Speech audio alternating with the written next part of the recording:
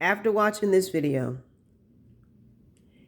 if you still think that voting and the voting system, if you think that your vote counts and you need to get out and make sure you put the right person in, after listening to this video, if you still believe in any of that foolishness, there is no hope for you. I'm telling y'all, your only hope is Jesus Christ. You need to forget about that stuff. You're going to have to live holy, a holy, separate, sanctified life so you can escape what's coming.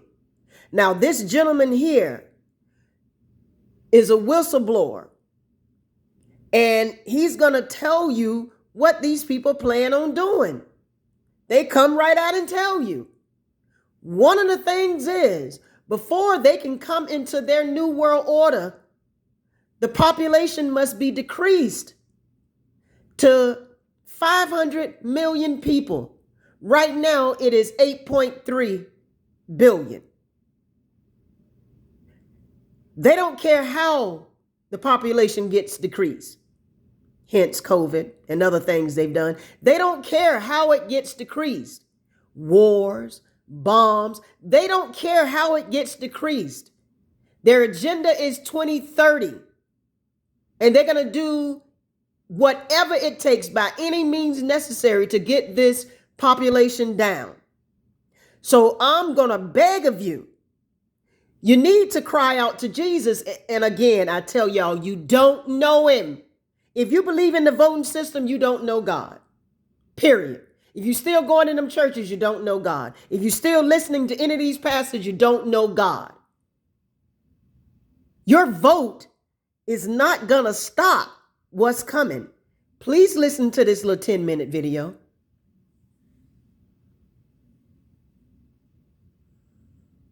The problem is the monopoly game, which is controlled by the Federal Reserve, the private bank, which is actually controlled out of London, is manipulating all the dollars to put them out, put more and more people into debt. So the illusion of equity they have in real estate is coming apart. The players that are analyzing everything are expecting massive foreclosures next year in the beginning of what we call the recession it's going to be worse than 29. It's your house that you're living in. You think you own it. You don't. Right. You have contractual right to transfer the airspace, subject to you paying taxes to the state. Right. Or the Global 2000 discussions that we had. The real problem that they have, as Kissinger says, is there are just too many people on the planet. And 40% of the world, 2 billion of us, exist on less than $2 a day. The summary of the Global 2000 report I put up on my website, nohoax.com, but if you look at it, it makes sense to get rid of people. So what they said, they're going to make godlike decisions on who lives and who dies. Now, obviously, some of the meetings we sat on, we were planning on using neutron bombs on the major cities, because that contains most of what they call... You actually heard this? I said it on the meetings. I was in the game big time. In fact, I was making such a mess, they decided rather than kill me, which they could, they just invited me into the inner group and asked me to be the finance chairman. And at that point, I probably would have been in, secretary of the treasury or something, whatever they wanted to do with me. What I was doing prior to that, so, making it right, I would volunteer to become a president of a company, and I'd go in and liquidate it. And we get rid of the expendable containers. That was my job. Expendable containers meaning human beings? That's right. Yeah, it's amazing. That's well, what that was the vernacular, wasn't it? Yeah. Oh, well, that's what we used at that time. I mean, it went from there to useless eaters today, so you're happy with it, you're a human resource. So, right. Which, all you are is part of the commodity, even in the business sense. You look at it, you have a cost. Labor, what is labor? Yeah. Human resource. Right. When you're going to put together some kind of product. Well, the inside of the game, when we started using neutron bombs, today they figure the biologicals are much cheaper. Mm-hmm. They're still planning on, the plan is to get a war started in the Middle East. And they're still planning on using a neutron bomb, or one of the bombs that they've got developed on Israel. Mm-hmm. And that's to begin World War III, mm-hmm. which is all in the cards. And it's going to happen. They even put a monument up to this whole program. It's mm-hmm. called the Georgia Guidestones. Mm-hmm. Yeah. Outside of Atlanta, right. and they've got it all set down there. It's all in 8 languages. They Basically, it's fait accompli as far as they're concerned. It's just to get the thing going in the Middle East, and it's not going fast enough. I mean, Carter put this thing in, so we have the Plan 2000, with the war starting in the year 2000 in the Middle East. Right. Reduce the population of the planet down to 500 million, have one world currency under the Homeland Security, or FEMA, if you want to call it. They're going to declare an emergency, which are going to shut down everything. My friends, my CIA associates, I don't even call them friends anymore. CIA is crooks in action. Yeah. They're all professional liars. Yeah. I mean, they got to be if they have that job. Yeah. So you have to look at what they're doing. Anyway, they're so concerned, they're leaving the country too. Most of them are going to Latin America. Meanwhile, they're closing in every day right now, just closing in to make it so that we're going to be set up in these enemy prisoner of war camps. I published a book. It's called Chaos in America. In it, I was asked to build an enemy prisoner of war camp. I put the contract in this book. So you can read it for yourself. This is in downtown Las Vegas, right on the railroad tracks. It says enemy prisoner of war camp. They're all on top. And they're building them all the way across the United States right now. Bush signed an executive order taking the old forts and the army places that we shut down to get those organized to hold the so-called dissidents. Now, what's the definition of a dissident? And the problem is that we're going to enslave ourselves because most of the people want to keep having food coming in, and you're going to follow the line. You're just walking yourself into your own prison camp. Then we're going to come down to the extermination, just like World War II. Right. Well, Phil and I have lectured together. I know Phil's married. He's dead now. Yeah, I know he's dead. And so what about what he was saying about the number of bases at that time? I think it was 129 bases before he died. Underground had already been built. Is that all for the elite? Yeah. Really? What are they going to do with the rest of the people? They just get rid of them, leave them above ground and be radiated. Now, my son happens to be a nuclear physicist. Spent the last 3.5 years in the secret city in Russia. They're about 12 years ahead of us. They have 22,000 nuclear warheads. And of course, we're the target.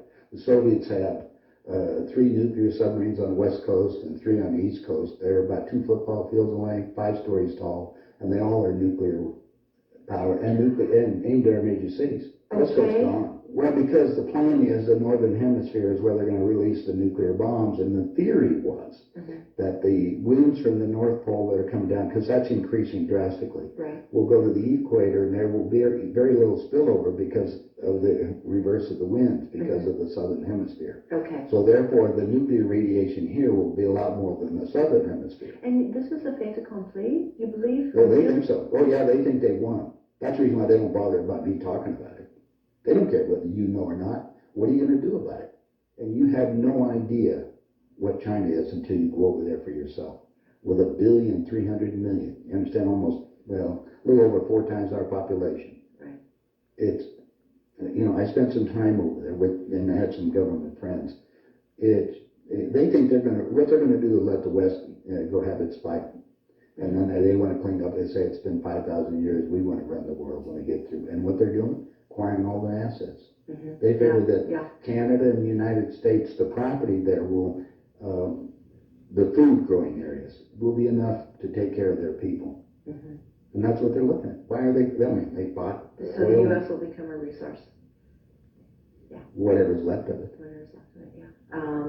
You seem to be in a unique position to be able to put a fair amount of this together, which is quite interesting. Well, I walk my talk. I played the game. You played the game. You know one level of it. And I know. I used, like I say, I used to play around with the world leaders, so I know what they're planning on doing. What change of heart? What happened in you that made you decide to share this information that happens at the inside levels? Well, it come back to a moral situation that happened to me, I think. When I flew to Aspen. I brought my 2 daughters up there so they could go skiing. And when I was invited to this meeting, when I walked into the room, the world leaders were there, and that's when they asked me to be the finance chairman. As they said, we'd like you to be the finance chairman for the next president of the United States. And the first thing I asked is, why me? And they said, well, we owe you a favor. Remember I told you I volunteered to be president of the companies as I went down. And then you liquidate, I didn't charge them anything for it. It was just a game. I see. And that, anyway, that's what they said. So I thought you'd be good on the team, yeah. I'd be good. I'd be a team player. I just did it because it was, you know, another one of these things. So next thing I asked him, I said, well, wait a minute, you know, I just started this $100 million project. And they said, don't worry about it. We'll put it on ice. And I said, okay, who with? And I said, well, you can do that. Then I said the next thing was, who is going to be the next president? Now, this is 2 years before he became president. Right. They said Jimmy Carter. And I said, Jimmy who? They said, well, he's the Democratic governor of Georgia. And I said, I've been voting Republican. And Paul Volcker said, son, don't worry about it. We control them both. Yeah. And I said, well, I got the next question is, what does a finance chairman do? Yeah. You know, I haven't been doing that. I've been playing all this other stuff. They said, will you sit down with Ted? And so I sat over with Ted Kennedy. He's sitting right next to me. Mm-hmm. And Ted and I are, you know, he's just joking. He says, George, you're going to love this job. You're really good with money. We're going to send you out to all the state Democratic functions to raise money for the National Democratic Party. And he said, you're going to meet some real foxy ladies. And just then, my daughter walked in. Mm-hmm. Ted looked at her and he says, wow, I want to go to bed with that. I said, no, you don't, Ted. That's my daughter, and she's 14. And his response to me was, I don't care. Mm-hmm. I was livid. I really didn't know what to do. So it was that moment well, of wait a minute, insult. that was part of it. Yeah. I got up and I walked across the room. Yeah. I then talked to Pierre Trudeau and his wife, mm-hmm. who was the Prime Minister of Canada at that time. Mm-hmm. And I'm sitting in front of them with a little half cigar box full of white powder. And then I'm looking around the rest of the room and I said, my God, something hit me at that point. If the world leaders have to resort to this, I don't think I want to be part of this thing. Mm-hmm. I mean, even